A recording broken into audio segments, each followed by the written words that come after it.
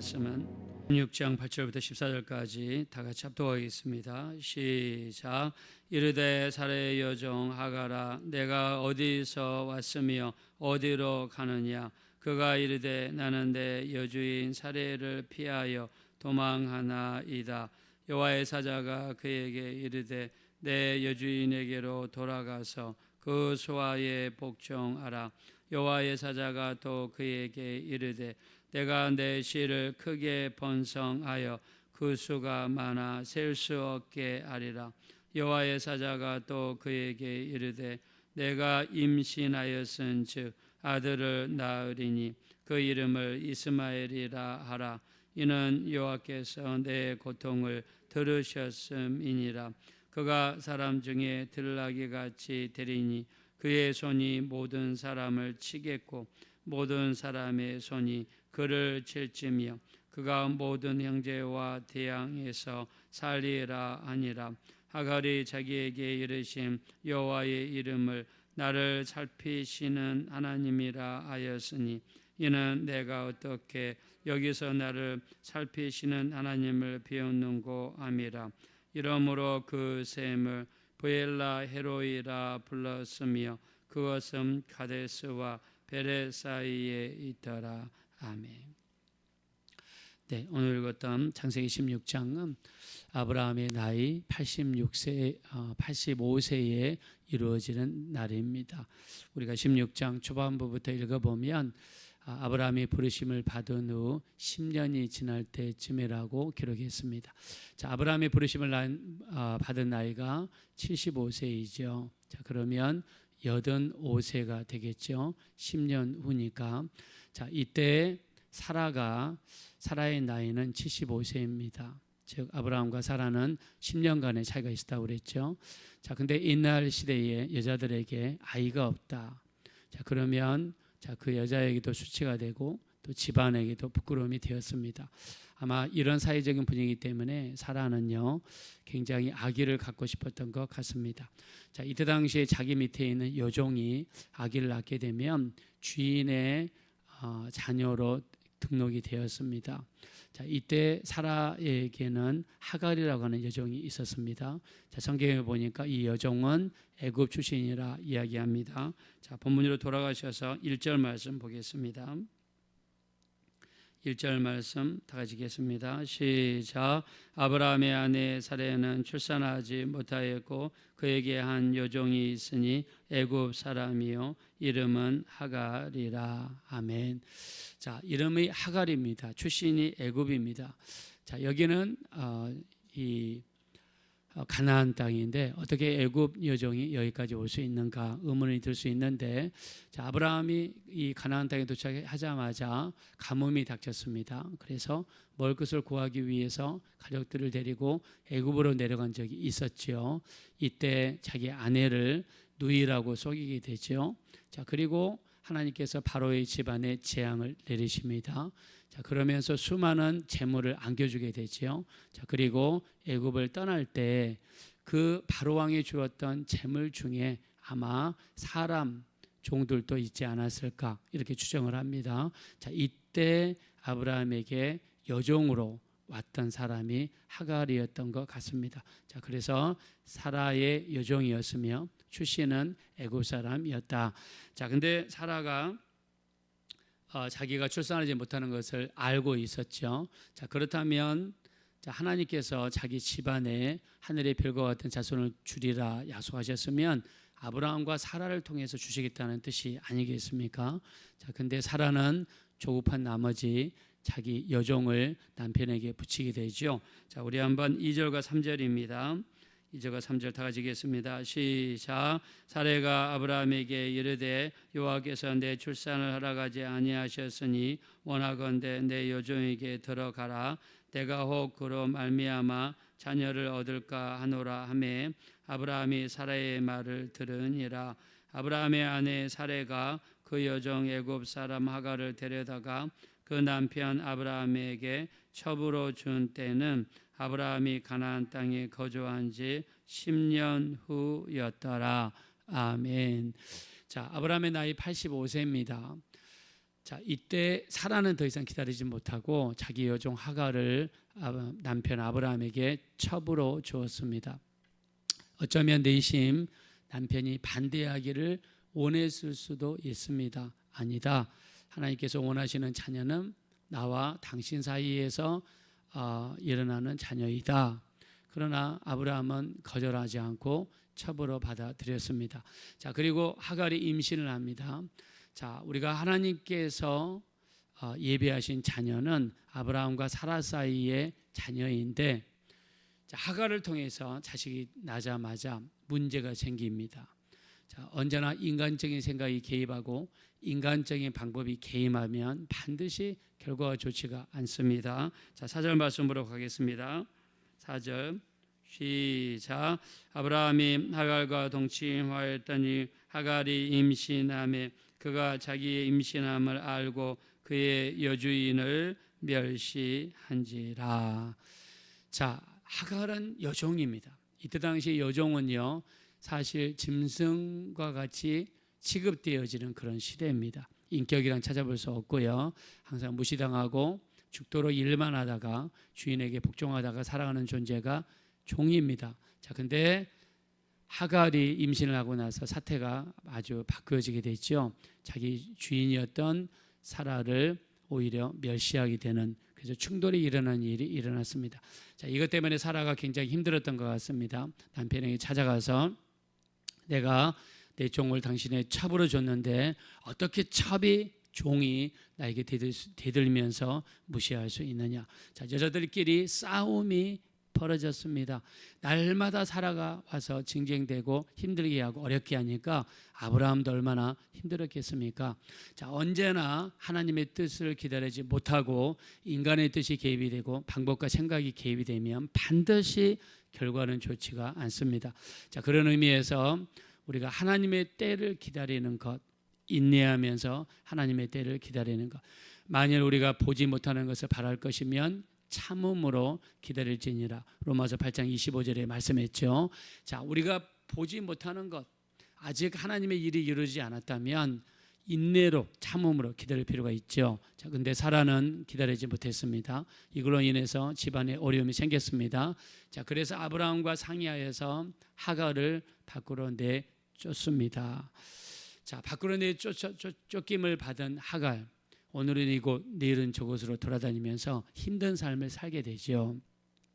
역시 나는 여종이구나, 역시 나는 짐승보다 못한 종이구나, 그러면서 어쩌면 신세를 한탄하며 자수적인 서른 자세로 살아갈지도 모릅니다. 자, 근데 하나님은 이런 여종이라도 하나님은 가만히 두지 않으셨죠. 자, 우리 한번 아까 읽었던 8절 한번 보겠습니다. 8절 다 같이 읽겠습니다. 시작. 이르되 사라의 여종 하갈아, 내가 어디서 왔으며 어디로 가느냐. 그가 이르되 나는 내 여주인 사라를 피하여 도망하나이다. 아멘. 자, 하갈은 가다가요 하나님의 사자를 만났습니다. 하나님의 사자가 하나님의 메시지를 전하는데 네가 어디서 오며 어디로 가느냐. 자, 자기는 짐승보다도 못한 그런 종입니다. 사람의 관심 받게 대상이었고 자기는 종처럼 살다가 죽을 수밖에 없는 그런 존재였는데 하나님께서 사자를 보내셔서 물어보시는 거예요. 네가 어디서 와서 어디로 가느냐. 이 말은 무슨 말입니까? 내가 너를 다 봤다는 거죠. 네가 어디서 오는 것도 알고 있고 어디로 가는지도 알고 있죠. 지금 하갈은 어디로 갈까요? 자기 고향이었던 애굽으로 돌아가겠죠. 자기의 모든 모습을 지켜보시는 하나님을 하갈은 만나는 것입니다. 나는 버림받은 존재요, 인격도 없는 존재요, 짐승보다 못한 그런 인간인데 하나님은 나를 지켜보고 있다는 사실에 하갈이 감동을 받습니다. 자, 그리고 우리 11절로 가겠습니다. 자, 11절입니다. 다 같이 읽겠습니다. 시작. 여호와의 사자가 또 그에게 이르되 내가 임신하였은즉 아들을 낳으리니 그 이름을 이스마엘이라 하라. 이는 여호와께서 내 고통을 들으셨음이니라. 아멘.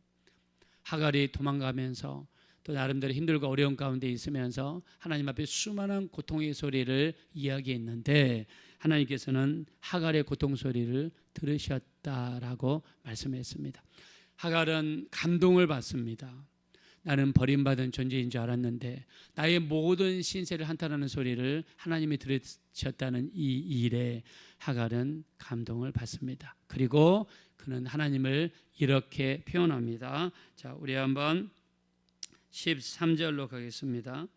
13절 다 같이 읽겠습니다. 시작. 하갈이 자기에게 이르신 여호와의 이름을 나를 살피시는 하나님이라 하였으니 이는 내가 어떻게 여기서 나를 살피시는 하나님을 배웠는고 함이라. 아멘.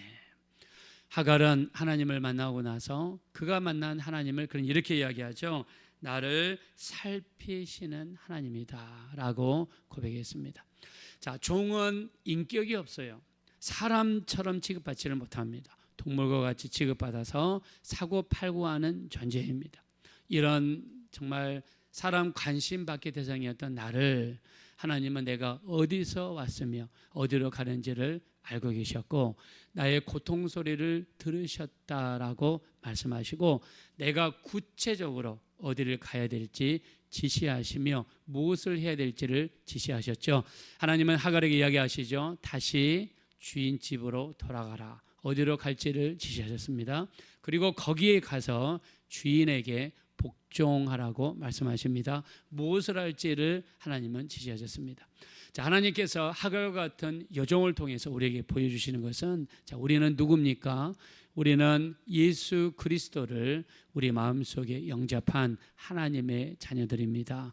자, 그래서 하나님께서는요, 우리 소리를 들으신다. 하갈을 통해서 하갈의 고통 소리를 들으셨다. 우리가 나중에 출애굽기 2장 23절에 보니까 우리의 탄식하며 부르짖는 소리를 들으셨다.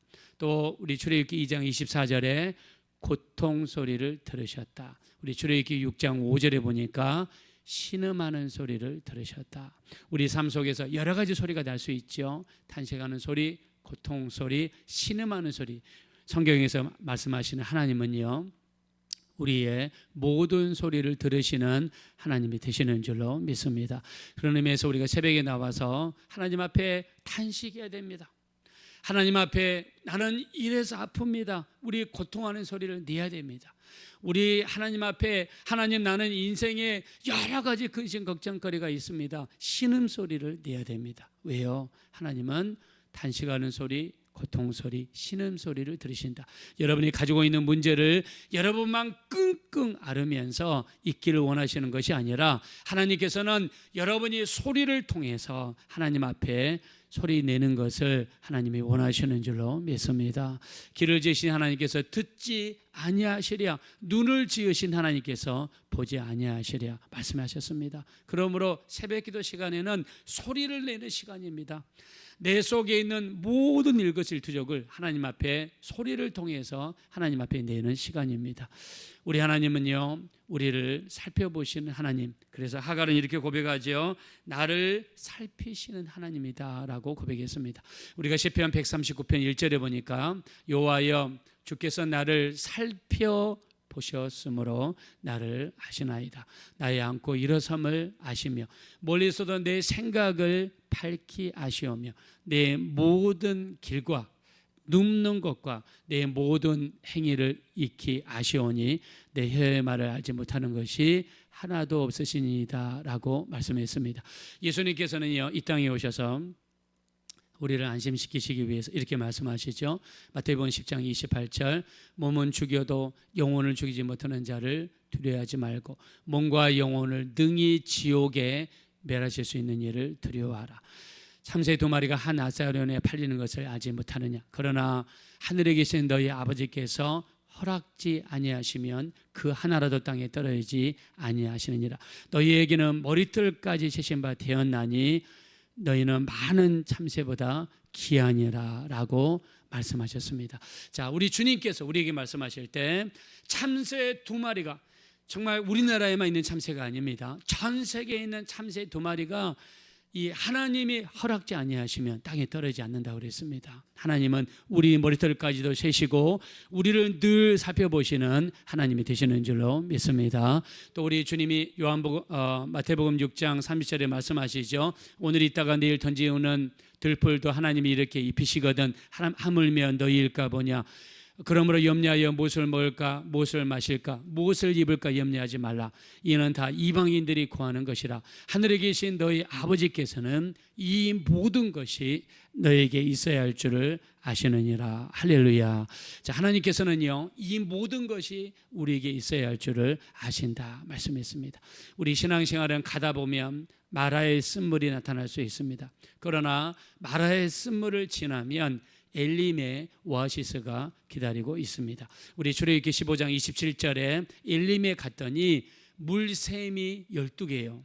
종려나무가 70그루가 세워져 있었다고 했습니다.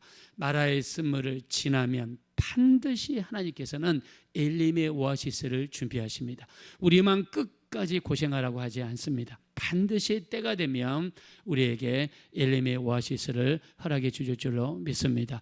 하나님께서는 엘리야 도망쳐서 죽기 직전에 있는 엘리야를 찾아오시는 하나님이시고 그를 위하여 숯불에 구운 떡과 물 한 병을 2번이나 예비하셔서 격려하셔서 하나님께서 길을 가게 하시는 하나님이셨습니다. 뜨거운 햇빛 아래 고생하시는 요나를 위해서 우리 요나서 4장 6절에 보니까 박넝쿨을 예비하셨다라고 말씀하셨습니다. 하나님은 우리를 위하여 예비하시는 하나님이 되시는 줄로 믿습니다. 그래서 이 여종이라 할지라도 당시에 짐승보다 취급받지 못한 여종이라 할지라도 하나님은 그가 어디서 오며 어디로 가는지를 보고 계셨고 그의 탄식 소리를 들으셨던 것처럼 오늘도 마찬가지입니다. 우리의 모든 소리를 들으시고 우리가 어떻게 해야 될지를 인도하시고 우리의 발걸음을 주장해 주시는 줄로 믿습니다. 나를 살피시는 하갈에 만난 하나님이 여러분의 하나님이 되셔서 우리 끊임없이 살피시고 인도하시는 하나님을 더욱더 깊이 체험하시는 우리 모두가 되시기를 예수 이름으로 축원드립니다. 이 시간 기도하실 때 우리를 살피시는 하나님, 하갈이 어디서 오며 어디를 가는지를 보고 계셨던 하나님, 그의 탄식하는 소리를 들으셨던 그 하나님께서 지금도 우리와 함께 하시고 우리 소리를 듣고 계시고 우리 발걸음을 인도하시는 줄로 믿습니다. 늘 우리를 지켜보시고 살피시는 하나님으로 말미암아 그 하나님과 깊은 영적인 교제, 기도가 이루어지게 도와주시고 그 하나님께 온전한 예배와 찬양과 기도를 돌려드려서 하나님과 깊은 교제가 이루어질 수 있도록 하나님의 인도하심을 받으며 승리하는 신앙생활 감당할 수 있도록 해달라고 합심으로 간절히 기도하겠습니다. 걸어하시고 잡으라시 하나님 진심으로 감사합니다. 우리가 이 땅에 살면서 하나님께서 우리의 모든 일것을 두적을 살펴보시며 보시는 하나님이심을 알았습니다. 하갈이 주인의 집을 떠나 광야에서 헤매이고 어려움을 당하고 있을 때 하나님께서는 하나님의 사자를 보내셔서 네가 어디서 오며 어디로 가느냐. 하나님은 하갈을 위로하시고 그리고 그의 탄식하는 모든 소리를 들으셨다라고 말씀하셨습니다. 하나님을 만난 하갈은 이렇게 고백합니다. 나를 살피시는 하나님을 고백했습니다. 우리도 우리의 삶 속에서 우리를 살피시는 하나님을 만나게 도와주십시오. 정말 하늘에 계신 너희 아버지께서 허락지 아니하시면 참새 하나라도 땅에 떨어지지 아니하느니라 말씀하셨습니다. 너희에게는 머리털까지 다 세신 바 되었나니 너희는 두려워하지 말라. 너희는 많은 참새보다 귀하니라고 말씀했습니다. 우리 하나님, 하늘이 오늘 있다가 내일 던지우는 들풀도 하나님이 이렇게 입으시거든 하물며 너희일까 보냐 말씀하셨습니다. 이 모든 것이 너에게 있어야 할 줄을 아신다라고 하셨습니다. 오늘 또 우리를 살피시는 하나님, 오늘 또 우리를 인도하시는 하나님, 우리의 탄식 소리를 들으시고 우리의 고통 소리를 들으시고 우리의 신음 소리를 들으시는 하나님이시여, 오늘 또 전능하신 하나님과 깊은 영적인 교제가 이루어지게 도와주십시오. 우리 주 예수 그리스도의 보혈을 힘입어 오늘 또 기도하러 오신 우리 모든 성도님들을 축복하시고 우리의 기도가 땅에 떨어지지 않도록 우리 하나님 인도하여 주시옵소서.